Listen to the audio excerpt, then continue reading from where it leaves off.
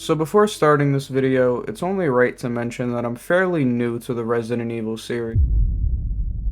I always knew of games like RE4 and always heard horrible things about RE5 and 6, and the RE3 remake, which I'm not even going to mention. But I didn't actually give any of these games a shot until Resident Evil 7 released in 2017, and I've been a fan of the franchise ever since. With that being said, I've still never played the original RE4 or RE2 games, but I did play RE2 Remake prior to playing this, and the game sent me into a Winter Soldier episode only thinking of Ada Wong and Claire Redfield, and this game may or may not have made me do the same thing. But I want to go through this game from start to finish and talk about how the RE4 remake is like for a newer fan of the Resident Evil franchise, and if it could end up making someone who has absolutely zero knowledge on Resident Evil end up enjoying the game so much that they become fans of the Resident Evil series on their own just from one game. So I know this video is going to be pretty long, so I don't want to spend 5 minutes on the outro, so let's just start the video. Also subscribe if you're new, I'd really appreciate it. So just for some context,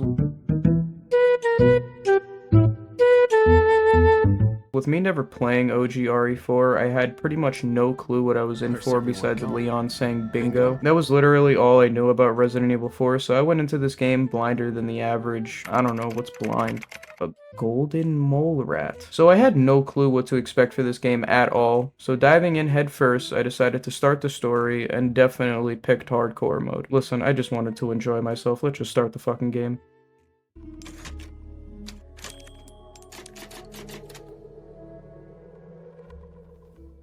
When starting the main story, you're given a recap of the events in RE2 Remake, which I think is a nice touch for people who might not have played RE2 Remake, or just don't remember the story of it. I also like the showing of what Leon was going through in between these two games, and giving a basic rundown on how he was recruited to a top-secret government program, and went through intense training to become the badass we all know and love. And they give a little sneak peek at Krauser and Leon doing knife training, which is not only cool for new fans when you see him later on in the story, but is also really nice for the people who have played the original because they know exactly who that is. And I just want to say I love how the game presents the motives that Leon has and why he's in the middle of nowhere. Showing Leon looking at a picture of Ashley, letting you know this is going to be an important character. Then how the police officer just straight up asks Leon why he would ever want to be there in the first place. And Leon informs him that he's looking for the president's daughter, which helps the player understand what the main objective of the game is going to be and why Leon is in hell itself. Another thing that's instantly noticeable in this opening cutscene is not only how much of an opium fan Leon has become since RE2, but the amount of confidence and hype that this game has stands out massively. The way the classic music fades in along with a shot of Leon looking at the camera, which is also where you see the cheesy Hollywood film-like writing and dialogue being present, just like pretty much every Resident Evil game. But something about this game really feels like they nailed the action movie stereotypes without making you feel like you're playing a Call of Duty campaign. The president's daughter has been kidnapped and you need to save her, Leon. Here, take this AC-130 and blow up the entire village. I'd like to note this game also does a lot of the cliche horror tropes that you see a lot, and it's more funny than anything else in my opinion, or it just doesn't make sense at all. Like in this case where one of the officers assigned to help Leon on his mission goes to have a convenient piss break and wanders off finding himself at the nearest McDonald's without any air conditioner. Also, the way the other cop doesn't try to help Leon in any way and just tells him to go and take a look while he waits in the car. Get out of my car now! When actually getting control of Leon for the first time, you notice two things. One, this game instantly looks fucking amazing graphically and atmospherically. I am playing this on the PS4 because I'm not only broke, but I'm not buying a $500 Netflix box. But with that being said, this game still looks amazing, even with the texture popping here and there, and it still runs smoothly, and I've only experienced frame drops during the fight with Ramon. And another thing that's instantly noticeable when controlling Leon is that he feels very heavy and stiff. I don't know how to explain it, but Leon just feels like he has Rock Lee weights on, because even in the most dire situations, the most Leon will do is a casual jog for whatever reason. Moving into the woods and into the cleanest Rainbow Six Siege player's home. What's that? Must have been the wind. We see a completely sane, innocent man get mollywopped in his home by some psychotic emo kid. In all seriousness, this cutscene does a really good job of showing how much of a badass Leon is, being able to kill someone by roundhouse kicking them. And it also shows off the parry mechanic that's extremely useful throughout the game. Getting to the village section, and I know everybody talks about this, but there's a reason this section gets so much love. It introduces stealth, shooting mechanics, and most importantly, you could parry a fucking chainsaw. It also feels like a big sandbox, letting you go through it in multiple different ways and letting you use multiple different guns if you've ever played the demo. And while there's other sections in the game later on that try to imitate this chaoticness and make you feel like you're thrown right into the shark pit, but it doesn't do it nearly as well as this. The way they make you fight the whole entire village for about 4 minutes straight right after your first couple of enemies and only having one weapon until you run inside to get away from all the enemies. You find a shotgun upstairs and you instantly get this boost of confidence and you use it to kill the chainsaw Ganado or even just to survive. And once you hear those bells go off in the distance, a sense of relief washes over you. And I feel like no other section that imitates this can do it as well as this, even if they do get close for some sections that I'll talk about later on. After finishing the village section and getting the bingo line, you get your first call from Hunnigan that takes place during gameplay. Throughout the game, Hunnigan and other characters you meet will give you radio calls giving you info or world building. Now compared to how radio comms looked in OG RE4, I could only talk about my experience watching people play it, but honestly I liked how when you got a radio call, it stopped the gameplay and the call took up the whole screen. You know you're kinda cute without those glasses. Give me your number when I get back. May I remind you that you're still on duty? In my opinion, it was nice to be able to take a breath and relax, and it made for a nice section in between the shooting and everything else. But at the same time, some people might prefer being able to walk around and loot, even if Leon walks slower than the youngest Facebook user. But they do also just give you the option to skip it like in the original too. Anyways, moving on and doing some more shooting and looting. I should also take the time to mention that you fight a fair amount of mini-bosses ranging from a giant pig-looking guy with a sledgehammer, or a machine gun mounted to their arm, or chainsaw Ganados, male and female ones, gender equality only on this channel. But these bosses are nicely done and can be terrifying at the start of the game, but can be something you conquer as the game goes on, being able to take them out pretty easily as you get more powerful weapons and as you gain confidence through fighting so many enemies. Moving on, Leon stumbles into a wooden house with a banging sound coming from a room behind a bookshelf. After killing an unsuspecting man who was working on remodeling his floors, Leon makes his way downstairs and finds what I imagine the average Florida resident's basement would look like if they were able to have one. Bro has a bag. Opening up a bag, Leon finds Luis, who instantly asks him if he has a cigarette. And after Leon gives Luis an after-school lesson on the dangers of smoking, Leon turns around to see me standing behind him. Then I kicked the shit out of Leon and locked him up along with Luis and my other victims from my sweatshop back in Nam, and infecting him with a virus called Las Plagas, which is mentioned a lot throughout the game. In all seriousness, when I first seen Mendez, he instantly reminded me of Mr. X and Jack Baker.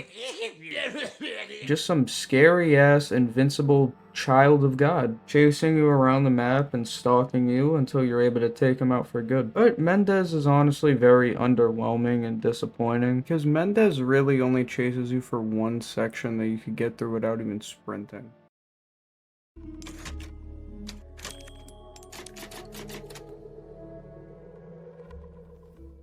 Anyway, after Leon and Luis are knocked out by Mendez, they wake up chained together in a basement. While Leon is looking for a way to break out of the chains, Luis is asking Leon questions about why he's there, and that shows that he definitely knows more than he's originally letting on. And it's a nice way of making you question who Luis is and if he's on your side or not. After escaping, while Leon makes his way out, you get to see how useful the knife is if you haven't already. Sneaking your way through until you see a Ganado that isn't facing the other way, every main character's worst nightmare. After taking him down and getting our weapons back, we meet easily the most based character in Resident Evil history, the Merchant. Over here, stranger. This guy is an instant sigh of relief the second you see the purple flames and hear that Cockney Australian accent. The rooms the merchant will stay in is also a save point where no enemies can attack you, so it's a great way to take a breath in between the chaos. And the rooms get more and more cozy and safe feeling while adding new weapons and other things that I'll mention later on. The game also lets you know that the merchant is the one leaving these special requests around for you to do, where you can get spinos to trade with the merchant for specific weapons and treasures that are definitely more useful and more expensive than the treasures that you just find normally in the game. Also, more on the treasures, I really like how they're done in this game. Having normal treasures,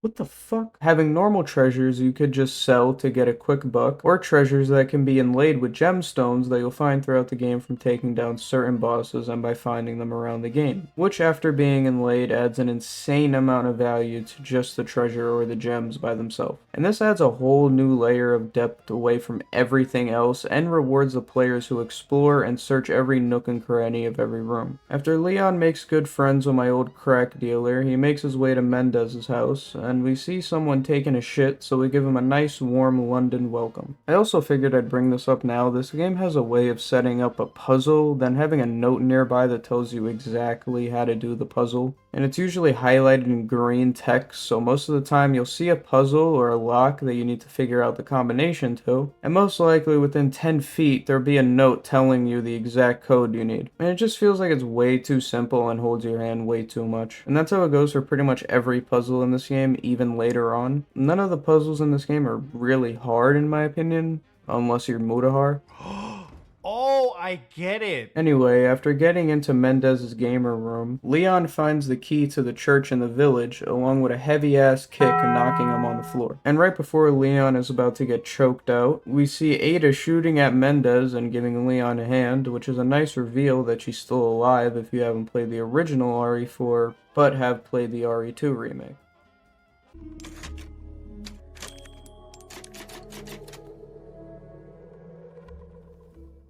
After getting thrown around the room like the average British relationship, I am not in danger, Skylar. I am the fucking danger. Alright, some bloke opens his door and gets fucking walloped, and you think that of me? No fucking way, love. I am the cunt who knocks. we get a call from Hunnigan, letting us know that after doing some research on Luis, she finds out he was a researcher for Umbrella, which will tie into the rest of the game later on. Leaving Mendez's house and you hear a dog in the distance. Finding the dog, you realize that it's stepped in a bear trap left around by one of the ganados. You have the option to either leave the dog or help it out of the bear trap, where it makes a nice appearance later on in the game. Or you could just shoot it and it gets free either way somehow, but doesn't help you later on. But I never tried this on my own because I'm not an asshole and PETA loves me. I also want to mention I really like how in between the sections of shooting enemies or hiding from them, you get a moment to relax and take in the scenery and more importantly, build up tension. The RE4 remake does an amazing job of making you feel like you're being watched, and at any moment it could all go to shit. Making your way back to the village and getting inside the church, you start to realize just how fucked up Los Illuminados really are. Moving on from that church, we find another church. Alright then. I don't know why, but for some reason the front gate to this church is very similar to the one from the RPD station in RE2 remake. I don't know if that's just me or if anyone else feels the same way, but if you do, let me know in the comments below. Along with your credit card info and your social security number. I want to make it clear that was a joke, don't actually go and comment that. After getting to the church and making our way inside the basement, you could see a map showing that the key for the church is on the other side of the lake. So now you just need to find a boat and you'll be fine. Ah, perfect, a boat. Ah, no gas. Plot. So now you need to find gas to put in the boat, letting you explore the lake and seeing what ate this poor guy's body. Also, you didn't hear this from me, but you get a secret ending if you shoot the lake before fighting the giant tadpole. On the way to get the gas for the boat, you'll see the first merchant room with a gun range, and these gun ranges are amazing, being a whole mini game giving you coins that you could use to get a random keychain, which you could then put on your case, giving you a variety of different boosts like being able to move slightly faster and getting extra bullets when crafting ammo. I really like the gun ranges, and they add so much replayability. Anyway, after leaving the merchant's lovely home, we fight a giant pig and find the gas we were looking for, and Leon gets the fuck out of there. Once we make our way onto the lake, we see that the boat shakes around a little bit before a giant tadpole fish motherfucker jumps out of the water over Leon, and the Del Lago fight starts. Now, I'm gonna be honest, the Del Lago fight It's alright. It's not bad by any means, but it really just consists of pressing 2 buttons until a cutscene plays. But it is the first real boss fight of the game, so it's not terrible. After killing the Del Lago, Leon starts to feel the effects of the lack of a woman near him and ends up passing out. During that, we see the first Sadler flashback. I don't really like these at all. It just makes Sadler seem like he's not even an important character, to be honest. Mainly because you never actually see him until 7 hours into the game, and you never really see him do anything bad. I don't care what anyone says, a villain can't actually be threatening or scary if you never see them do anything apart from the occasional typical bad guy thing.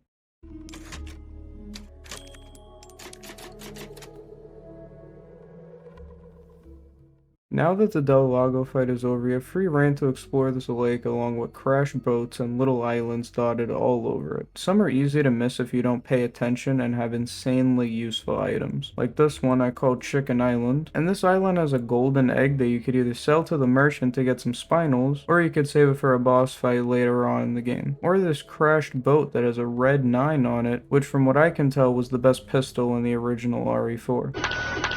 Nice! Nice! Nice shot! Nice shot!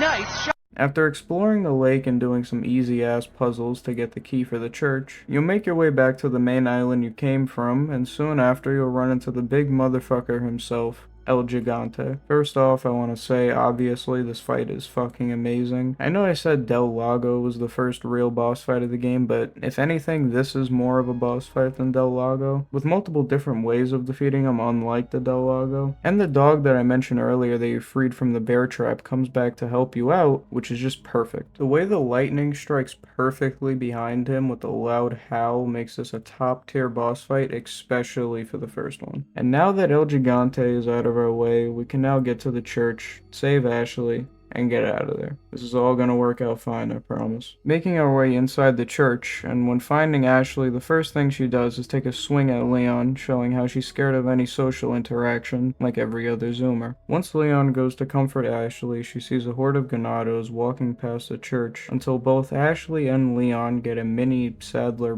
mindfuck, I guess. And now all the Ganados know that Leon and Ashley are in the church.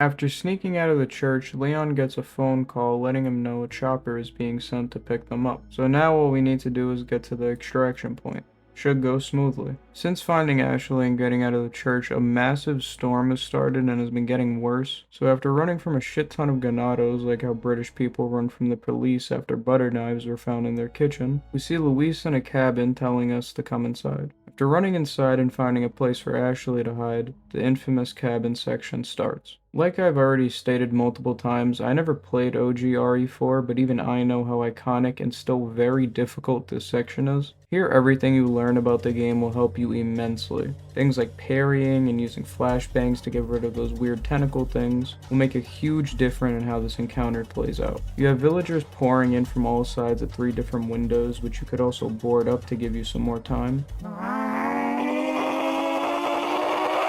And they even spawn one of those big pig head guys to make it even more interesting, being in a small claustrophobic space with a tanky enemy. After fighting off more than 3 Fortnite lobbies worth of Ganados, Leon, Luis, and Ashley escape out of the cabin and get away from the Ganados.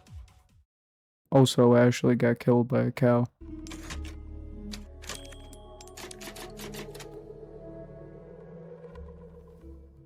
After escaping from the cabin, Luis discovers that Ashley is infected with Las Plagas and explains that there is a way to remove it before she turns into, I don't know, the new president's daughter, Ganado. Which shows us that Luis definitely knows more than he's telling us, and if that wasn't obvious enough when Leon asks him why he's helping us in the first place, he says this. Because it makes me feel better. Let's leave it at that. Anyway, once Luis parts ways with Leon and Ashley for now, he goes to meet up with a face we haven't seen in a while. Well, if it isn't the bitch in the red dress. You may be able to prolong your life, but it's not like you can escape your inevitable death, is it? I guess now is a good time to talk about it, but I really don't mind Ada's voice actor at all, especially after playing the new Separate Ways DLC. I understand where the criticism is coming from, saying she sounds emotionless and uninterested, While playing the game, I always felt like that was in tune with her character, at least for this version of the game. Someone who was always playing mind games with Leon and using him to help finish her mission in both RE2 and RE4 Remake. My mission? It's your mission. Do you fucking understand your mission? But maybe that's just me. Let me know how you feel about Ada's voice actor in the comments so we could start a war down there. In the same cutscene, we realize that Ada and Luis are working together somewhat, with Luis using his past information on Los Iluminados and Las Plagas to get the amber to Ada so she can give it to Wesker so the world can end or whatever happens in Resident Evil 5. Getting back to Leon and Ashley, we get another radio call from Hunnigan letting us know that the chopper is going to have to wait due to how bad the storm has gotten. So now we have to find a safe place to wait until the storm clears and the chopper can land safely. While trying to escape from the village, Leon runs into a door that needs a crank to open. Because plot. After finding a cabin with a conveniently placed crank on the shelf, the Chainsaw Sisters break through while Leon does the most badass 80s action movie over-the-top unneeded backflip I've ever seen in my life. And now we get to fight the two Chainsaw Sisters at once with other normal enemies pouring in from the front door of the cabin. This definitely isn't as hard as the first cabin section due to the lower amount of enemies compared to the 50 million you were fighting in the first cabin, but it's still a nice fight. Anyway, after defeating the Chainsaw Sisters and getting the crank for the door, we open it, and making our way through, Mendez spawns in behind Leon and starts to chase you. The reason why chase is in huge air quotes is because he really doesn't chase you. He walks towards you slower than you could sprint in Modern Warfare 2022, and just punches Ashley in the back of the head if he gets close enough, which he probably never will if you just push the stick forward. But after escaping from Menendez and hitting up our good old merchant friend, we make our way into this cabin, and Mendez bursts through the wall, knocking Leon on his ass. And the fight with Mendez starts. This fight is honestly amazing. The way Mendez walks out of the flames, transformed and ready to fuck Leon up is awesome. And while I like how it's done, I really do wish we could have actually seen Mendez transform, which is a common theme for the villains in this game, where for some reason you just don't see them transform. They get shot,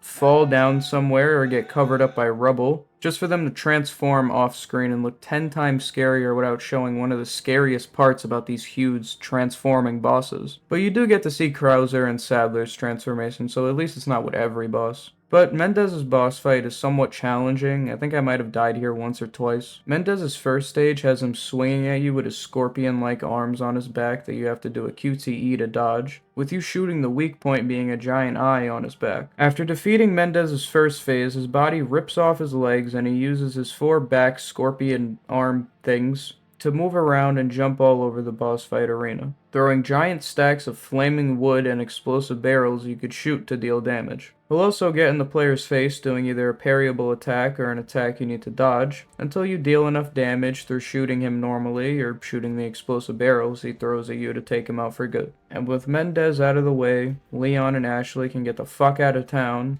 and we make our way to the castle. Come on. Dude, I'm staying at a dang castle, bro. A real castle. You know castles from, you know, the past?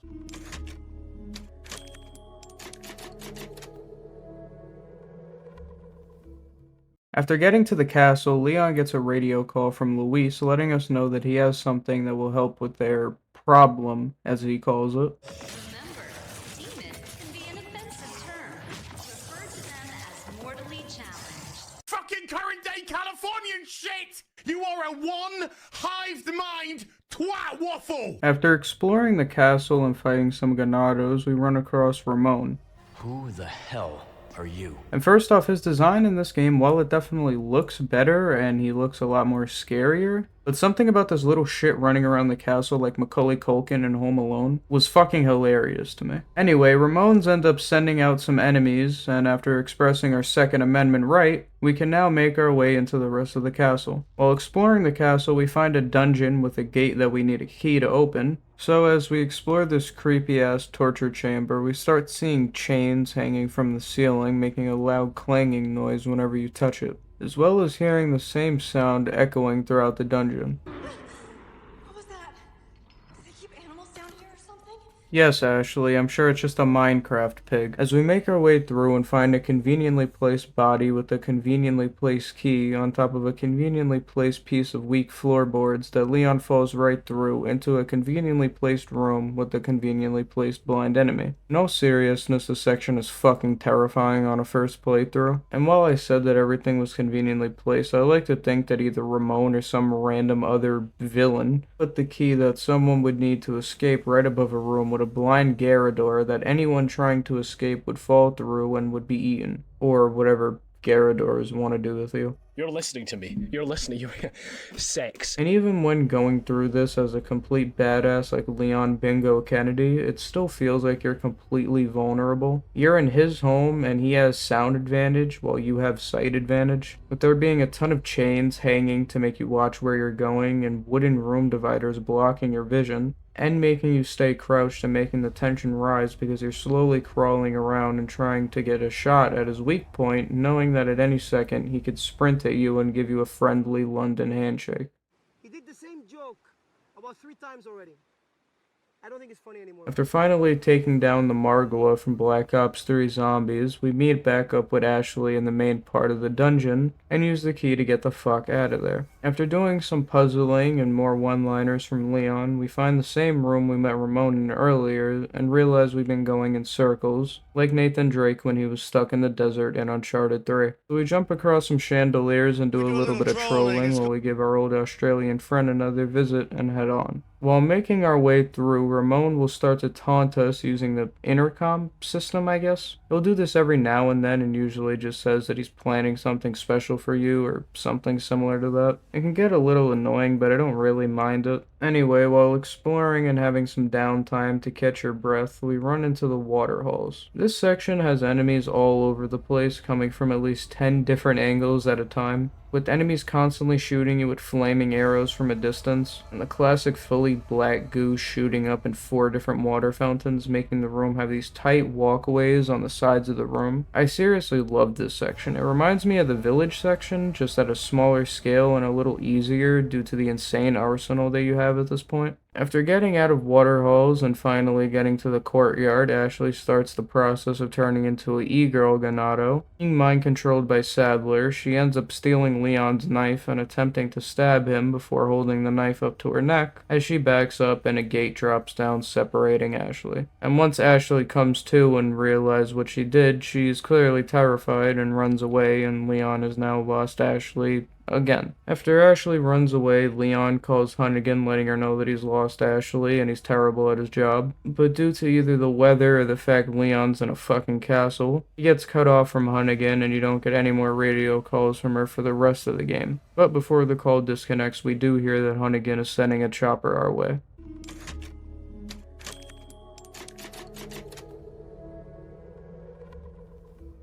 While looking for Ashley, Leon and Ada run into each other and actually get to meet for the first time since RE2 Remake. Something interesting about this section and something from the Separate Ways DLC is that Ada tells Leon that he should leave Ashley and that she's lost no matter what. And Ada says all of this while being infected with Las Plagas and experiencing the effects of it, knowing truly how awful the parasite is and adds more to her character, just something I thought I'd mention. As we make our way through more of the castle and fight some Ganados, we end up running into another El Gigante and have to use a cannon to defeat him, all while he throws giant boulders at you. This isn't a bad boss fight, but it just isn't as good as the first El Gigante. Anyway, we find Ashley and Leon talks to her about how it's okay to be scared but not to run and to fight, and to not stab him next time.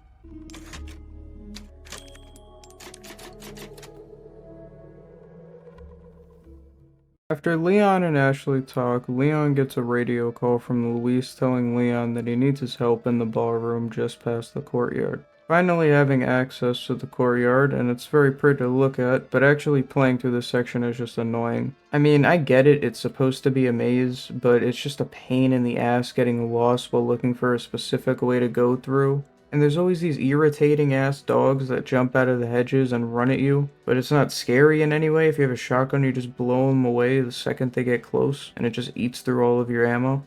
Once we get through, we start seeing these knights pop up all over the castle, and sooner or later, one of them turns out to have one of those weird tentacle things inside them. And these enemies are simple, but still really interesting to me. I mean, it's literally just the same enemy you've already seen a million times, but now they're in armor and wearing a Swagger Souls helmet. Anyway, after a shit ton of running around and game-ending British people and doing mini puzzles to unlock another puzzle just for Ashley and Leon to get split up again. So while Leon is in a cage fighting off dream stands, Ashley is being chased by Ganados through the halls until she locks herself in a room and decides to use the advice that Leon gave her earlier and doesn't run and turns on creative mode. This is the only time during the base version of the game that you play as anyone besides Leon. All the weapons and strength that you've relied on is gone for now, and there's armored Ganados everywhere, and your only source of light and means of defending yourself is a lantern that freezes enemies for a short amount of time, letting you run around them or just to buy yourself some more time. This section is done amazingly and is the only other time I've actually been scared in this game besides the blind Ganado section and maybe the Verdugo. The other thing about this section I like is after getting back to Leon and freeing him, and getting kidnapped again, you can go back to the area you were just in, now with your whole arsenal, and if you use the cubic device to open up this painting in the wall, you get a free CQBR assault rifle. This rifle is insanely powerful but uses rifle ammo, which is very rare and expensive to craft. So in most cases you would use it as a last scenario to finish off the boss, or because it's the only gun you have ammo for.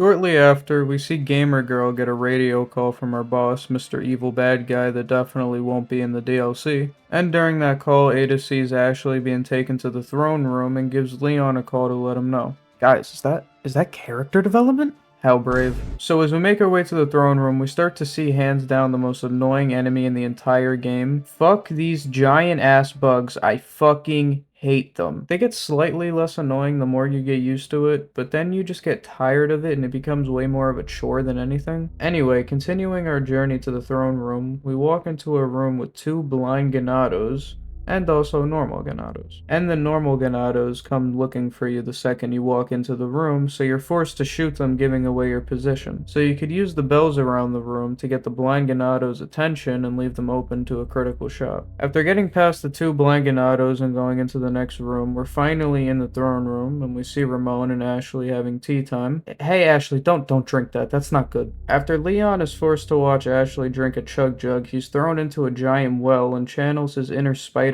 grabbing a chain, hanging in... This is the best joke I came up with for this. I'm not even gonna finish the rest of that joke. So there's a chain hanging in the well and Leon grabs onto it. Yeah. After Leon slides his way down to the ground in a cave filled with giant spikes, and we realize we're in the depths of the castle with those same annoying ass bugs, but this time they're hiding in the shallow water and attack as soon as they get close to you. Most of the time you won't even notice their green glowing eyes until the very last second, so it's definitely a good idea to use your shotgun for this section. After making our way out of the Gamer Girl bathwater area, we make our way into one of the scariest sections in the entire game. I really like the way the build-up was done here, finding notes about the nitrogen showers that you'll use to defeat the boss. A note letting you know that to use the elevator, you'll need to go to the very back of the lab to use the circuit breaker for the elevator, along with letting you know something's wrong with the elevator and will take a while to get to you. And finding other notes talking about something going clearly insane and finding ways to make themselves into this extremely powerful monster. And finding people who have been used for experiments also. Then as you flip the circuit breaker on and as the elevator makes its very slow descent, you walk into this hallway and we start seeing the point of view from the Verdugo, where you then realize this was the guy standing next to Ramon in the red robe. And if you don't remember that, Leon lets you know.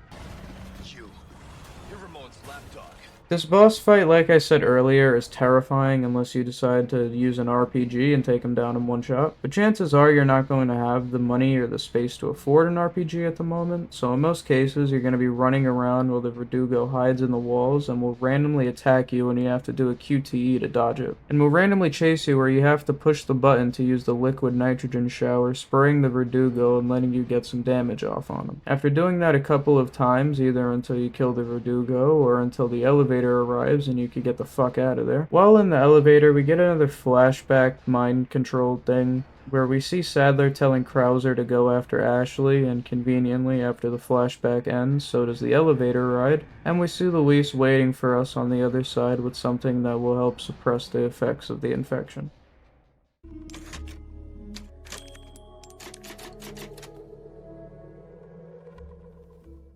Now that Leon and Luis have some quality time together, Leon decides to confront Luis about his involvement in Umbrella and asks him for like the 10th time why he's doing what he's doing in the first place, only to get the same answer from Luis that we got the other 15 times. While making our way through the caves, we see a bunch of debris blocking our way, so you have two ways of going about this. You could go and look for dynamite, where you have to fight two chainsaw ladies along with a normal chainsaw ganado and a bunch of regular enemies, get the dynamite, and then blow up the debris. Or you could skip all of that and just use an RPG to blow it up and keep your journey going. Another thing I like about this section is that there's a note letting you know that cave-ins are common, so if you miss this note or just don't read it and stand in the middle of the cave while blowing up the debris, all of it ends up coming at you head on and killing you. After making our way past the debris, we make our way into this Arkham Knight looking vent, when an El Gigante grabs Leon and pulls him into a giant arena with another El Gigante. One thing that's different about this fight as opposed to the other El Gigante fights is that this fight arena has a hole in the center of the floor that you could open, dropping an El Gigante into a pit of lava, killing them. And since one of these El Gigantes have armor, our bullets could only do so much, so Luis gets dynamite from God knows where and puts it on the El Gigante, and after shooting it and stunning the El Gigante, we could drop it into the lava pit, taking it out for good. After finishing off the world's two most healthy Genshin Impact players, we make our way to one of my favorite sections throughout the whole game. Give us a push, Sancho. Who are you calling Sancho? The minecart section. This area is so fun to play whether it's on a first or second playthrough. This section is thrilling and keeps your blood pumping the whole time. You're given infinite ammo, a ton of enemies to take out, you even fight a chainsaw ganado, and you also have to stop the cart from going off the rails by leaning on every turn. And you have to hear Luis say one of the same 4 lines over and over again. But with that being said, this is still one of my favorite sections, hands down. After going off rails and getting back on rails and going back off rails again, and fighting more of these annoying bugs and making our way to an elevator, we get some more backstory on Luis, and that he used to work with Los Illuminados, and that he feels some guilt knowing what this infection does to someone. After getting off the elevator, we get out of the depths of the castle and make our way back to the surface, when Luis gets stabbed in the back by Krauser. Falling to the floor as Leon runs over to Luis, Krauser jumps down and the boss fight starts. But not before showing this amazing knife fighting scene between Leon and Krauser. There's no words being said or anything, it's just Leon and Krauser making these small little pokes at each other. This is the first of a couple boss fights you do with Krauser, and this is honestly my favorite one, only allowing you to use a knife, making great use of the parry mechanic you spent all this time getting used to, so you can now use it to your advantage. Once the boss fight is done, thanks to Luis shooting a couple shots at Krauser to make him run back to his Minecraft base, Leon goes to help Luis, and here's where you can see how much guilt Luis really has. Having his last words being him asking Leon if people can truly change, right after handing Leon a key for his lab with the way to cure Leon and Ashley. The key to my laboratory. Go there and remove those damn parasites. Help Ashley.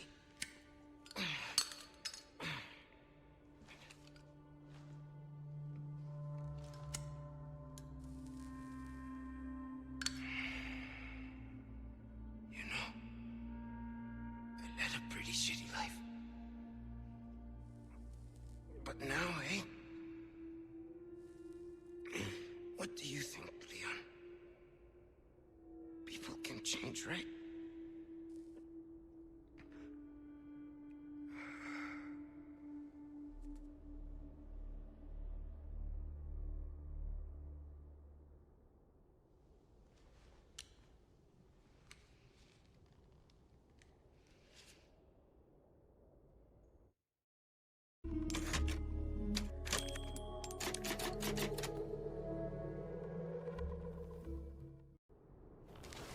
You were a fine knight, Don Quixote. After we pay our condolences to Luis, we continue our way through the castle and run across Ramon. Well, actually, we run into him 2 times in this chapter, but the first section isn't really anything special and I'm not the biggest fan of it. There's a giant Ramon statue spitting fire out of its mouth while you have to ascend up a giant spiral staircase, all while a giant spiked ball is flying down the stairs at you. And once you get to the top of the stairs, you can send the spiked ball down, killing any enemies that are on the staircase. It's not a bad section by any means, but like I said, it's not really anything special, and the section with Ramon after is 10 times better. So we get out of there using the lift in the middle of the floor, and we continue our journey, but shortly after we end up running into Ramon again. And we also see Krauser taking Ashley somewhere, so all we have to do is take out Ramon and get to Krauser. So Ramon, like every villain, starts his long monologue, but Leon, being the absolute base Giga Chad that he is, shoots Ramon in the middle of his monologue, making him fall into a dark abyss. But you didn't think that was the whole fight, right? This isn't Elden Ring, there's no boss skips in this game. Ramon transforms into his main form, off screen of course, and turns into whatever the fuck you want to call this. And like I mentioned earlier, if you keep that golden egg you found at the lake and throw it at Ramon, you could take off about 70% of his health, which makes this fight incredibly easy. But if you sold the golden egg to the merchant like I did, you have to take him out with your patriotic freedom. And if that is the case, this boss fight can actually be pretty challenging. I died here at least twice, but after taking Ramon out, we follow where we seen Krauser go, and on the way we find a boat that of course doesn't have a key, but Ada shows up behind us with the exact key that we needed. Looking for something?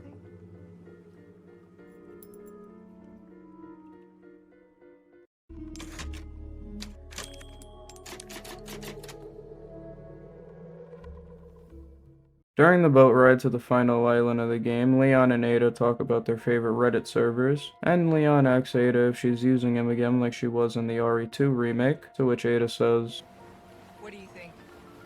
how subtle. Now that we're on the final island, we start making our way over to Ashley and Krauser. Talking about the final island in the game, and I'm not really the biggest fan of it, to be honest. It reminds me of the crashed boat section from RE7. It just feels kind of drawn out and boring. But we do run into some interesting enemies on this island. Once we get to a nice vantage point, we see Krauser taking Ashley somewhere along with automatic sensor turrets that are an instant kill to you and other enemies. So after making our way through all the ballistic parents during Black Friday sales, we finally find Ashley locked in a room that requires a level 3 keycard to open. While looking around for the keycard and fighting off some Comic-Con attendees, we get into this lab-like area with no lights besides your flashlight, and as we walk through this hallway, we see what the game calls a regenerator, but what I like to call Big Fluffy. In all seriousness, the section was terrifying in the build-up. The dark, desecrated hallways, hearing the sounds of vents banging, switching the power over to let you walk into more darkness, making your way into the dissection room and seeing the kind of experiments that were being performed here, finding a note warning you about the regenerator, then turning around as it walks right through the door. The way the tension gets built up here is amazing and gave me flashbacks to the beginning of RE7 and being petrified as I crawled my way through the halls. And then once you finally get the courage to actually shoot the thing and it eats a shotgun shell to the face, until you start dumping mags into its stomach and realize it actually is killable. The way this game makes you go from running from enemies to being a walking unit taking out everything in your path. I've only seen something like this done in the Resident Evil series and I've yet to see it done this good. Anyway, now that we have the level 1 keycard, we make our way into the freezer to upgrade it to a level 2 keycard.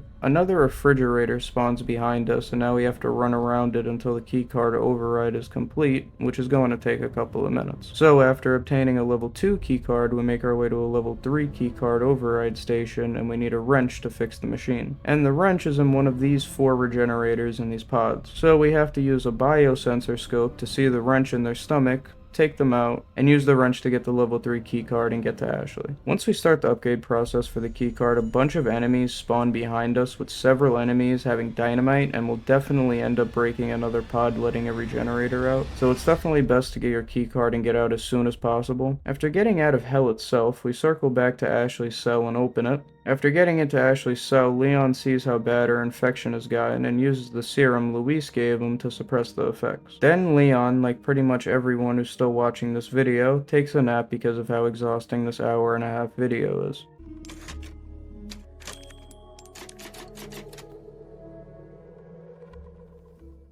Once Ashley wakes up, Leon tells her what happened to Luis, and right after, Leon calls Ada and asks her if she knows where the lab to remove the parasite is. To which Ada tells Leon that all important facilities are at the top of the mountain, so after mowing down some innocent facility workers, we make our way to one of the most annoying sections of the game. Basically, to progress past this area, you need to switch the power over, but the converter is on the other side of this bridge that Ashley needs to hold a wheel to keep the bridge from closing. But after switching the power over and making her way back, a regenerator spawns right next to you and a bunch of normal enemies spawn next to Ashley. So you have to run over to the bridge, shoot the Ganados before they get to Ashley, run over the bridge, and have Ashley let go of the wheel while the regenerator is on it, making it fall into the void. And now that the power is switched on, we can move past one annoying section to an even more annoying section. This section is honestly my least favorite in the entire game. You have enemies pouring in from all over, it seems similar to the village section, but because Ashley is swinging a giant wrecking ball in your way the whole time and she has to hit the wall 6 times to end the section, it ends up becoming more of a hassle than anything. You got a real good fucking license to go and break that wall down, let me tell you. If it takes like 6 swings, it ain't a wrecking ball! So I just did the speedrun strat and used heavy grenades to weaken the wall and Ashley only had to hit it once. So once we get past the Minecraft section and make our way into this room, we finally see the Amber Ada mentioned to Luis, along with the first real cutscene with Sadler, and I'm not gonna lie, this is completely anticlimactic and not surprising in any way. Since the whole game you've been seeing Sadler through flashbacks, he's not really even scary at this point, he's just an obstacle in your way. And I really wish this could have been done better because pretty much every other villain is done really well with the exception of Mendez. One thing I do like about this scene is when Sadler has control over Ashley and makes her shoot Leon, you could hear the gun jam, and once Sadler leaves, with Ashley by the way, you could see the bullet actually stuck in the chamber, which I thought was a nice detail. Anyway, once we make our way out of there into this military-like camp, we see a note talking about Operation Javier being the mission Leon and Krauser were on in Resident Evil Darkside Chronicles. Some parts of the note is even redacted, like the beginning of a Black Ops 1 mission, and we find a tape recording of Krauser talking to Leon, letting you know he's waiting for you just up ahead. I mean, it's really just typical bad guy stuff, but I do still like it. Once we come face to face with Krauser again and getting a Naruto villain monologue, Leon tries to use his talk no jutsu on Krauser, but he's not having any of that and starts shooting at you. How covert. This boss fight isn't too dissimilar from the first Krauser fight, except in between the knife section there's shooting, and you could also use your guns to shoot Krauser close up when he goes for a knife attack. So after making Krauser run like a little bitch, we make our way to where Ashley is being held. While making our way there, we see Krauser set up a bunch of mines and sensor turrets along with him waiting for you to turn certain corners so he could shoot you with an explosive bow. So it was here while editing that I realized all of my gameplay past this point wasn't recorded and I have no clue why. So for the rest of this video I had to use a full game walkthrough by Shirrako, and normally when I use somebody else's footage for a video I put their channel in the corner, but since I used this for the rest of the video I felt like it would be better to have this section explaining why, and as always Shirrako's channel will be in the description, but I'm gonna put it towards the top just to make it a little bit easier. Anyway, let's get back to the video. After kicking Krauser's ass once again, he transforms into his Las Plagas form, and this is one of the few transformations we actually see happen instead of it just being off screen. Then Krauser crashes through the floor, making you fall into a cave right underneath, and while making your way through here, Krauser will jump down from the ceiling and attack you before running back. After making our way around and getting to the door that's standing in our way of Ashley, Krauser shows up behind us and the final stage of the boss fight starts. One thing I'd like to mention about this boss fight is the soundtrack that plays. The way the music rises when you're about to get knocked off and have to do a QTE, and the dialogue in between Leon and Krauser is also really nice. I really do like this boss fight, and even though it might not bring too many new things to the table, it still felt different. So I'll give this boss fight 7 blue medallions out of 10.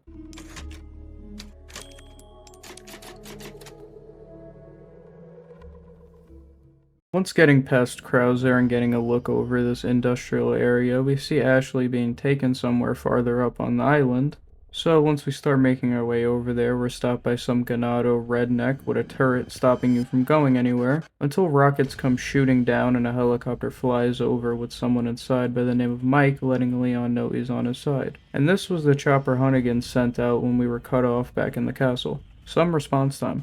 But anyway, Mike is a complete badass and makes this section 10 times better than if you were just shooting your way through enemies again. Once Mike blows up some debris blocking your path, you could move on while Mike takes care of all the enemies for you. This is until one of the Ganados starts using an anti-aircraft gun to take out the helicopter, so you have to make your way to a turret to take it out, or just use 2 heavy grenades like a speedrunner. After taking out the AA gun, we make our way to the summit while Mike makes a path for us and helps out with the enemies on our way. So after making our way to the summit, as Mike goes to try to pick us up, these annoying ass bugs come out of the depths of hell and crashes Mike's helicopter. Once Mike's helicopter crashes, we get this super edgy shot of Sadler standing in front of the flames from the helicopter because cool guys don't look at explosions. Anyway, after fighting off flying pyrocynical fans, we make our way into this room, and oh my god, there's another regenerator section. At least you could easily run past these ones for the most part. Anyway, after fighting off some more Ganados, we finally get to where we see Ashley being taken, and once getting inside, we see Ashley on a table clearly about to be sacrificed like what I'm guessing was her friend from the beginning cutscene. And as Sadler is about to fully take control over Leon, Ada sprays down Sadler's guards and buys Leon enough time to get out of there with Ashley. Once we get out of there, Leon starts to carry Ashley to Luis's lab to cure them both. Yeah, this section is just pushing the stick forward. We can fast forward this. After getting into Leon's lab, thanks to the key he gave us earlier, we sit Ashley on the operating chair and inject her with the cure, fully removing the parasite. Once successful, Leon passes out due to how bad his infection has gotten, and when he comes to, he finds out that Ashley cured him while he was passed out. So now that Leon and Ashley are cured, the only thing to do now is take out Sadler and get the fuck off this island. Once you're able to explore Luis's lab, you get a lot of backstory on him, and we get to find out his motives behind why he was really helping you, along with emails between Ada and Luis talking about their agreement regarding the Amber. So I was gonna have a section where I talked about Luis's whole entire backstory, but that is just as convoluted as the Five Nights at Freddy's lore, so I figured I would just leave it alone.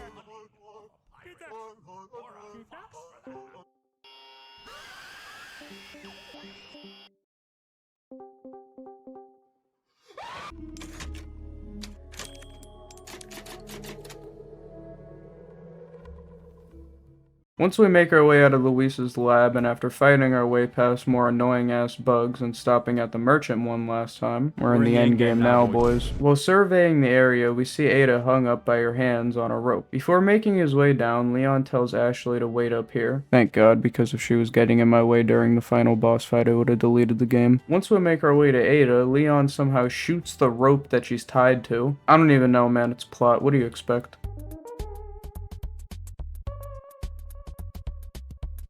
After Ada wakes up, Sadler comes from out of nowhere, and Leon and Ada mow Sadler down until he transforms. This is the only other boss fight where you see the boss actually transform on screen besides Krauser's fight, and it's done really well. I was actually getting intimidated waiting for him to transform and lunge at me. I'm hitting my DMT cart right now. Hold up, nigga. I'm hitting it not enough to break through, though. I'm gonna take on too, bro. Oh my God! Fuck! Oh my! Oh! Oh! So starting the Sadler boss fight, we have to shoot the giant glowing eyes until they pop, giving you an opportunity to get a knife attack off. And after repeating that a couple times, Sadler starts to jump around the arena, forcing you to use your whole arsenal against him. Chances are this boss fight is going to cost you all of your ammo, so you have to be very careful with what you shoot at. So as we deal more and more damage to Sadler while running around these platforms, Sadler spawns more annoying ass bugs for you to deal with. And after rinsing and repeating that process, Sadler will start to jump around and chase you down as you try to run away from him and get some shots off. Going into the last couple of phases, Sadler starts to shoot acid at you the same way Ramon did in his boss fight, but once you deal enough damage to him, you finally take him out and he falls into the void like every other villain. But you didn't think that was the last phase, right? You didn't even get an achievement yet. So after Sadler falls into the abyss and as Leon thinks it's all over, Sadler charges back up through the ground, sending Leon onto a giant crane, where Leon gives us a badass one-liner and does some Minecraft parkour into the center of hell itself, and starts shooting Sadler's main weak point. Chances are at this point you have no more ammo left, so you have to keep dodging his attacks until Ada throws down a special rocket launcher and Leon shoots it at Sadler, taking him out for good. Once Sadler is taken care of, Ada gets the amber back from Leon, and after an obvious hint to the DLC, Ada lets Leon know that the whole island is gonna blow up, and he's got 2 minutes to get off the island before it's turned into tilted towers. Then Ada throws Leon a key to to a boat to get off the island safely. So Leon meets back up with Ashley and they make their way to the boat, where we find out it's a jet ski, which is the best option to use for the last section of the game. So Leon and Ashley get on, and after some Michael Bay jet ski driving, we get out of the cave as it collapses behind us and the island explodes. Leon and Ashley are finally out and safe, and since Ashley is so grateful for Leon, she asks him if he would like some overtime, but we all know Leon is too much of a Chad for that, so he politely declines and they head off into the sunset.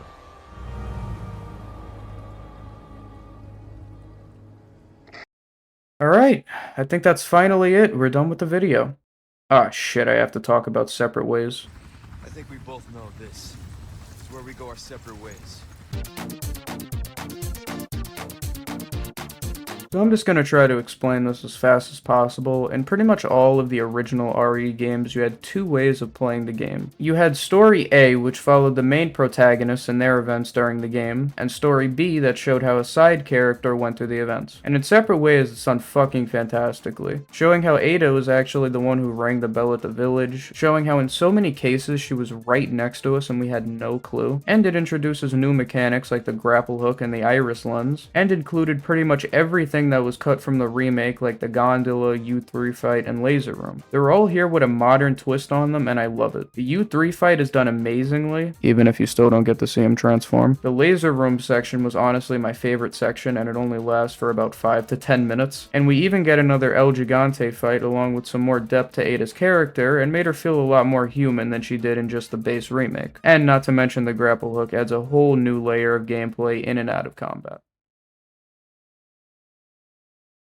I genuinely love not only this DLC, but this entire remake in general. This game is packed to the brim with replayability, enjoyment, care, and love. And if someone who is watching this video for some reason hasn't played this game, I couldn't recommend it more. Very rarely do I play a game, finish it, and instantly replay it, but this is definitely one of those games. Going through the game with a completely different arsenal, finding out ways to get S+ rankings, and getting certain weapons and outfits that help you out a ton and stop repeat playthroughs from feeling boring and repetitive, even though you're literally just playing the exact same game. These are frame blue jeans. These are shoes that I picked up in Mexico. Ooh. This is maybe Prada. This is some sport thing. I don't know. I haven't enjoyed a game as much as I enjoyed this game in a long time, and I haven't played a Resident Evil game this good since RE2 Remake and 7, and even though I might not be an OG Resident Evil fan, I could definitely appreciate the passion and love for the source material that's in this game. It doesn't feel like somebody just played RE4 then made a remake about it. It genuinely feels like the people who worked on this game had a certain love for the original and this franchise, and it pours through immensely in this game. And even though this game is fairly new, it's already become one of my favorite games ever made. You alright? I'm not sure that was insane. Alright, so I just wanted to have this little outro section at the end of the video saying thank you for anybody who watched to this part of the video. I really do appreciate it. This video took me a really long time to make. This is my first time doing any sort of long form content, and I enjoyed it every step of the way. I just want to apologize for how long this video took to come out, but I want to also thank anybody who was waiting, and I really do hope that the video was worth the wait. If you enjoyed it, let me know down in the comments below, and yeah, bye.